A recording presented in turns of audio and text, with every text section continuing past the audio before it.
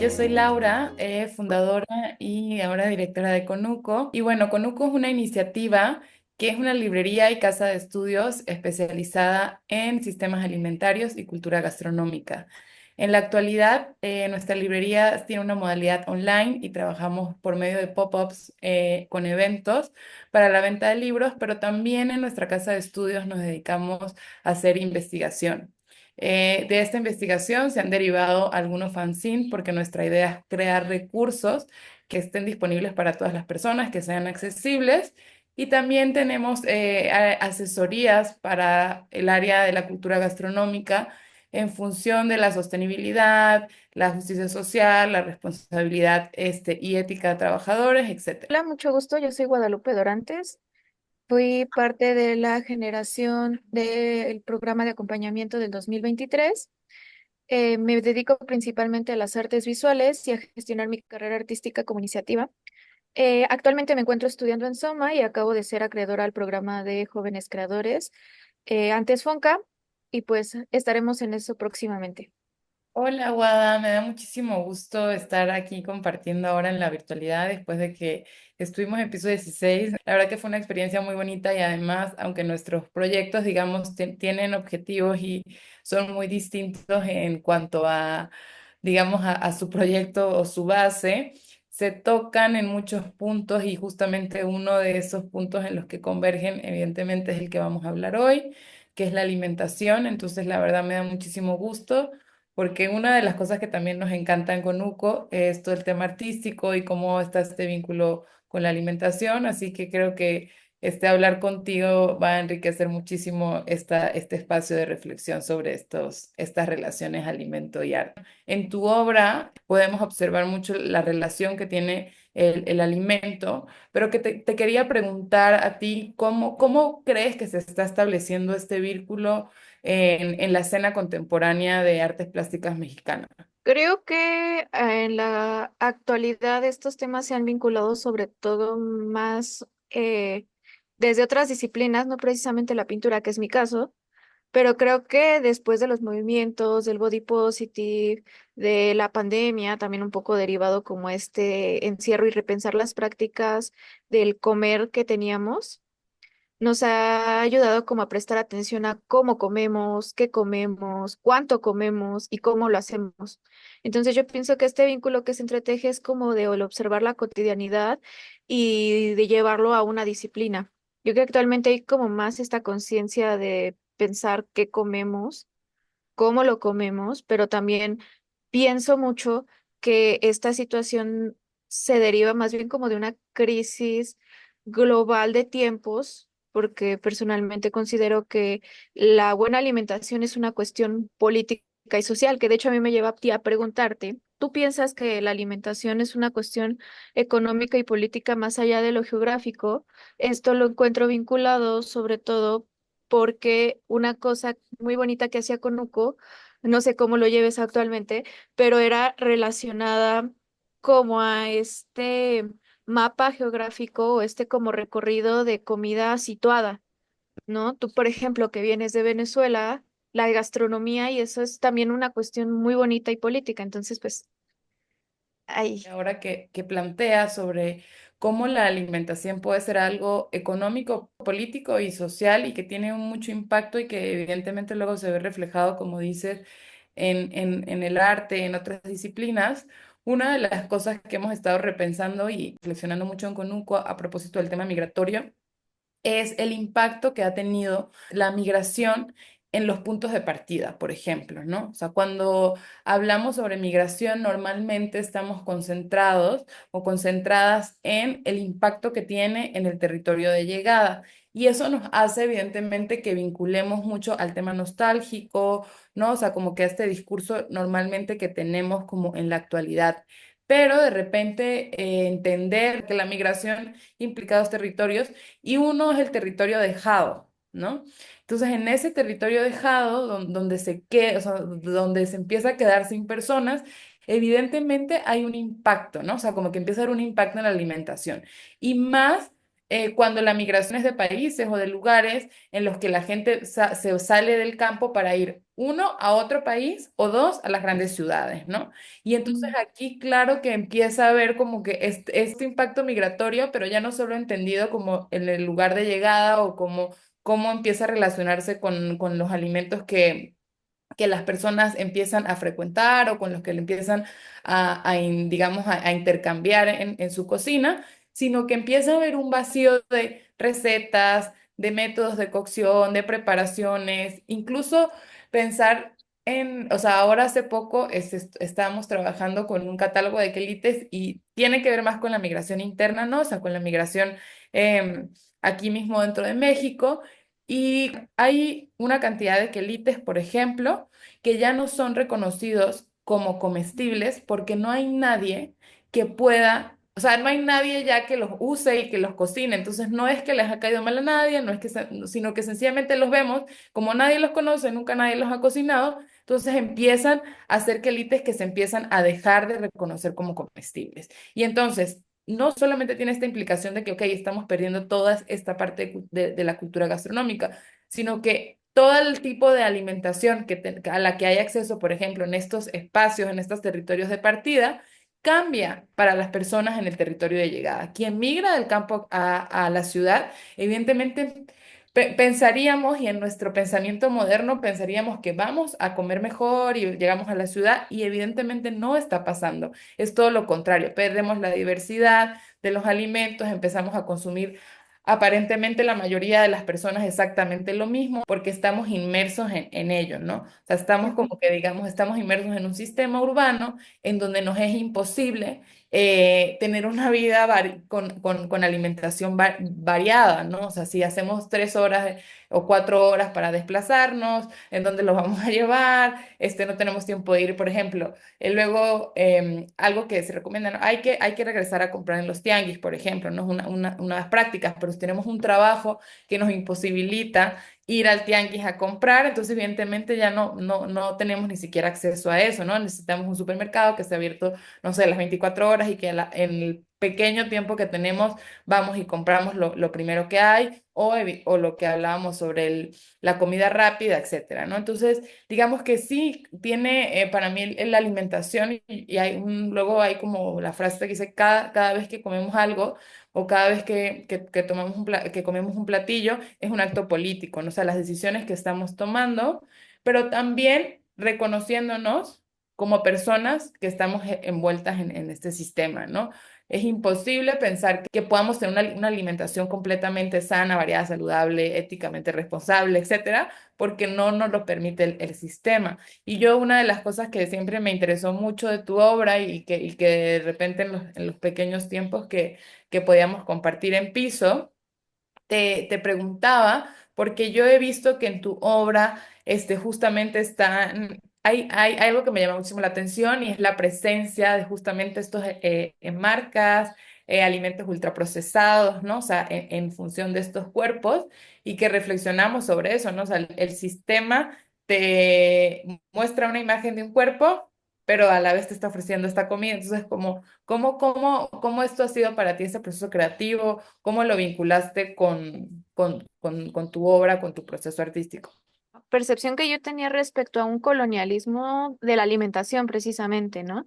De cómo teníamos como esta homogenización de alimentos rápidos como para tomar y comer, pero no estamos siendo conscientes del todo de lo que nos estábamos llevando a la boca. Entonces, de pronto ahí también empieza como a surgir esta búsqueda por integrar estos elementos del cuerpo, ¿no? O sea, también había un dilema personal que yo tenía en este proceso creativo respecto a que no quería que pareciera una campaña contra la obesidad, ¿no? O sea, de si comes esto, te vas a poner así. No, o sea, evidentemente va por otro lado. Sin embargo, sí considero importante integrar esta percepción de que no hay un alimento bueno o un alimento malo. Simplemente son alimentos que comemos con más frecuencia porque es lo que podemos acceder en el tiempo, ¿no? Pensando como que es fácil solo como pedirlo, llevarlo y comerlo, incluso en el transporte, ¿no? Porque creo que también hay como ciertos espacios para la comida, ¿no? Entonces, cuando tenemos estos espacios de comer, si es como en el trabajo, es como el lugar de la comida. Pero si es en el transporte, creo que nunca va a faltar la persona que le desagrade el aroma y porque este loco, ¿por qué está comiendo? Pero ¿qué pasa si no tendrías el tiempo o la disposición de comer? ¿No? O sea, creo que la alimentación es un acto que sucede a veces casi como algo automático, pero creo que tomar conciencia de cómo comemos y qué comemos, incluso cómo lo masticamos, nos puede llevar a tener unas prácticas alimentarias más conscientes. Porque claro, que el sistema educativo, al menos aquí en México, era como a través de una tabla, que era como el plato del buen comer, donde te mostraba como los alimentos que debes de comer y las proporciones que debían de tener. Pero aquí hay una cuestión de particular de cada cuerpo que a mí me resulta como importante, que no se nos menciona tan fácilmente, y es que cada cuerpo necesita diferentes cosas. Tratar de unificar la alimentación es una cuestión muy difícil. Entonces, si intentáramos unificarlo a todos los cuerpos, pues evidentemente hay cuerpos que no le va a caer bien, ¿no? Y pero también me pongo a pensar mucho en que esta coeducación o esta necesidad de la nutrición es más bien casi un privilegio porque tú tendrías que pagar a una persona especializada en nutrirte y en darte un acompañamiento y un seguimiento, pero no tenemos esa noción, o sea, solo como de hay que comer. ¿Qué, cómo, cuándo, dónde? No importa, pero hay que comer. En ese sentido, para ti me gustaría preguntarte, ligado a lo que hemos venido conversando, es ¿cómo consideras que Conuco puede o ha impulsado a las personas a pensar en comer mejor? ¿Qué estrategias les has como encontrado desde Conuco para compartir con otros? Una de las cosas y que fue el primer literalmente logo de Conuco, que era Conuco, cultura gastronómica consciente, y es lo que dice, realmente en la actualidad no tenemos conciencia de lo que estamos comiendo ni cómo lo estamos comiendo, y como decías, cada cuerpo es distinto, el clima, la presión, el lugar donde está, o sea, todo, absolutamente todo nos cambia, o sea, de un país a otro, de una ciudad a otra, ¿no? O sea, como los requerimientos, la hidratación incluso que necesitamos, la exposición al sol y cómo eso nos afecta. Muchísimas cosas que además muchas de las veces nuestro cuerpo nos las está diciendo, pero justamente con lo que hablábamos sobre que estamos en un sistema en donde realmente estamos no conscientes de nada de lo que siente nuestro cuerpo, sino que estamos como en esta función de producción, de rapidez, de la vida urbana, rápido todo, la inmediatez. Entonces, ¿qué pasa? Es justamente es la premisa con Nuco, crear una conciencia que implique desde mi cuerpo, o sea, desde mí, desde poder intentar escuchar qué es lo que mi cuerpo me está diciendo, como dice, pero estamos realmente tan, o sea, el sistema nos ha llevado a ser tan poco conscientes de lo que nuestro cuerpo nos está intentando decir en cuanto a lo que comemos, que ya lo hacemos automático y ni siquiera nos cuestionamos, no hacemos conciencia de qué manera. Entonces, digamos que Conuco un poco lo que ha hecho a través de su catálogo, de los libros que nosotros ofrecemos en Conuco, es justamente tener una variedad de temas que permitan a la gente plantearse reflexiones sobre esto, ¿no? O sea, reflexiones sobre lo que está comiendo, reflexiones sobre a quién o cómo lo está comiendo, a quién se lo compra. Entonces, un poco la idea es ir poco a poco con la oferta que tenemos, con la curaduría que hacemos en nuestros libros, ir ofreciendo esta pequeña, digamos, esta pequeña reflexión sobre lo que comemos. También, bueno, hicimos una colaboración con un podcast que tuvimos durante justo el 2023, que se llamaba Pongamos la Mesa, que la hacíamos con Eleazar López, un compañero que vive en Chile, y ahí también en Conuco, entonces, en el podcast, perdón, planteábamos, ¿no? Reflexionábamos sobre cómo nos vinculábamos nosotros con el alimento, un poco con esta idea, como dije al principio, de poder generar contenidos súper accesibles, ¿no? O sea, contenidos accesibles que la gente pueda escuchar y que le pueda cambiar, digamos, un poco ese chip y de repente decir, bueno, soy más consciente en ciertas cosas. Hay un capítulo que tenemos en el podcast, que ahorita no me acuerdo cuál es el episodio, que hablábamos sobre, por ejemplo, los etiquetados, ¿no? O sea, como los nombres en los productos, ¿no? Que si gluten free, que si premium, que si gold, que si todo esto, cómo esto forma parte de una estrategia de marketing y que realmente a nivel sustancial es probable que no haya mucho el cambio. Y la dificultad también qué era poder adquirir estos ingredientes. Entonces, una de las cosas que nosotros siempre hablamos en Conuco o en estos pequeños espacios que tenemos para platicar o reflexionar sobre la alimentación es como, haz un cambio que te pueda, o sea, yo normalmente, por decir, ¿no? Como chocolates con azúcar altos, entonces, bueno, voy a hacer un cambio o sea, en mi posibilidad está sustituir este alimento por uno que no es de una gran cadena, que va a ir un dinero hacia las personas cacaoteras, etcétera, etcétera, etcétera, que me cae mejor a mi salud. Entonces, un cambio dentro de todo el universo de alimentos que comemos puede marcar la diferencia para una comunidad, para unas personas, etcétera, ¿no? Entonces, digamos un poco que eso es alguna de las cosas que hemos ido generando en Conuco a través de pláticas, de encuentros y de los libros que ofrecemos. Entonces, digamos que un poco por ahí, ahí vamos. Para ir cerrando toda esta bonita conversación, me gustaría hacer una pregunta que podamos responder las dos. Y es, de las herramientas aprendidas en piso 16, ¿cuál de ellas empleas con mayor frecuencia para la iniciativa? Yo creo que una de las cosas que más me ha servido de piso 16 justamente es todo el tema de la planificación. ¿No? Como hacer estrategias de planificación, de poder encontrar, de poder observar también lo que son nuestros públicos. Esto es algo que es como un proceso que como la propia, digamos, la propia iniciativa ha cambiado y como dije al principio, ha ido mutando y cambiando y agregando y sacando y saliendo cosas. También un poco ajustada a los tiempos y a cosas que han ido pasando, ¿no? En mi vida cómo juntarlo o unirlo con el proceso de Conuco. Por ejemplo, entonces siempre estar, digamos, actualizando cuál es nuestro público, cuáles son las personas que quieren Conuco, ¿no? Está identificando, haciendo esta personificación.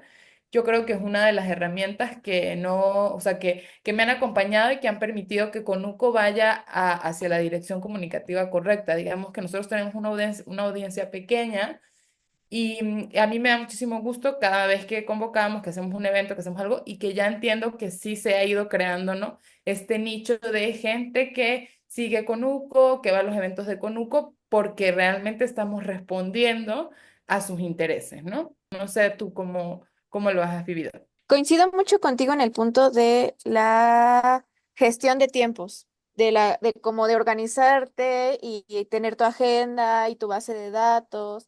También creo que empleo mucho esta cuestión de pensar en la diversificación, ya que desde el lado de las artes visuales, vender un cuadro, vender como la pieza, no es precisamente la primer salida, sino más bien que como prints, cursos, fanzines, es como toda esa estrategia de diversificación, como pensarla es de las cosas que más eso.